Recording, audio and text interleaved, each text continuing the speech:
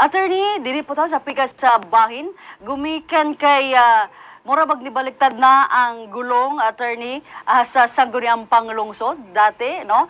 Partido na sa RCRI, no? Sila ang mayorya.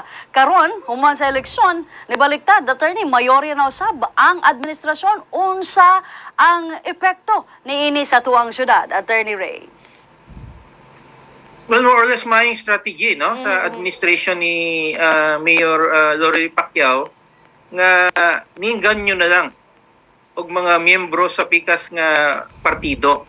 Yes. Kay mo nang pinaka least expensive na pamaagi no kaysa katong mga suggestions mo kaso ka no o dagag mga pamaagi no katong mga petition nga sa kuan katawhan ang pinaka short nga remedy nga hilom lang nga gi-implement ang pang-inganyo no nga mo join sa kaning party no so kaning ni ambak sa pikas nga partido ako maning maestra no Buibon si Ma'am Lulu Casabuena no dunggan na po yung explanation so iyan ang katungod no as a politician iyang pagtan-aw nga ang partido medyo nagkulang sa iyaha no iyan ang personal nga perception nga normal ni sa politika Buibon di ni siya strange no nga sa politika man gud adyo permanente nga amigo o amiga no ang naalang jud kanang permanente nga personal interest sa usa ka politiko so gibuhat lang pud ni siguro ni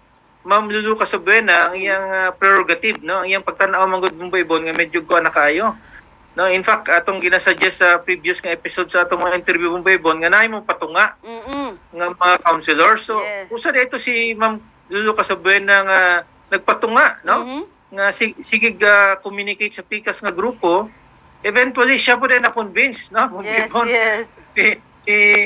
ni balhin og barko pero ang explanation ni Ma'am Lulu Casabuena para man ni sa benepisyo po sa syudad no kaysa sige bangi Buibon no di maka proceed og kaning mga programa sa iyang pagtan-aw nga mas mayong align no ang atong SP sa atong mayor. So yan ang personal opinion nga siyempre atong respetar po diyang personal opinion. So mura ba pug nakuha na attorney nga katong napildi no di ba ang iyang anak pod attorney mo usa siguro sa hinungdan nganong mibalhin kining si Kagawad Casabuena.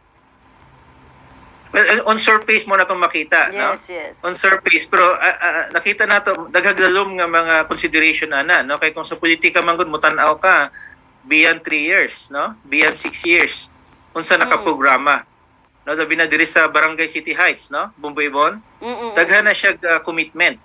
No? Sa siguro nga decision, labi na si kaning usa ka major nga panimalay ni Senator Manny Pacquiao diri sa City Heights. So makita nga importante kay ni siguro nga barangay usa pud kadako nga barangay sa syudad, usa pud ni ka barangay nga nang ginikanan, no? Source residente ni Ma'am Lulu Casabuena. Yes. So mo kato ang retabo so karon attorney kung unsa man ang gusto karon sa executive department ma-approve dayon sa SP dili para tong unang luoy kay mga general gumikan maipit na hinuon attorney sa ilahang mga bangi. Well ang niguas nga bag-ong minorya karon i-continue nila ang ilang fiscalizing work. Okay. Di pasabot labi na atong vice mayor is naman sa minority. Yes. So i-continue ni Vice Mayor Rita Nunez ang iyang professional work usa ka vice mayor na may mga panahon Buibon nga ang vice mayor di man sa administration pero nakapaglihok man sila. No, nakapagpadagan man sa mga programa. So I think nahitabo na sa panahon ni Attorney Tonton Atcharon. No nga maskin minority or di kay majority na buhat man gyapon niya iyang trabaho. So ang buhaton sa mga konsyal nga nasa minority karon i-continue gyapon nilang fiscalizing work nila. Okay. Kay mo man ang role sa atong demokrasya nga nadyo mo criticize. No, nadyo mo check mo tan-aw kung tama ba gud ang gibuhat sa administration. Okay. Dagag kay salamat sa imong oras, Attorney Ray Cartojano. Anytime, no, Mumbai Bon?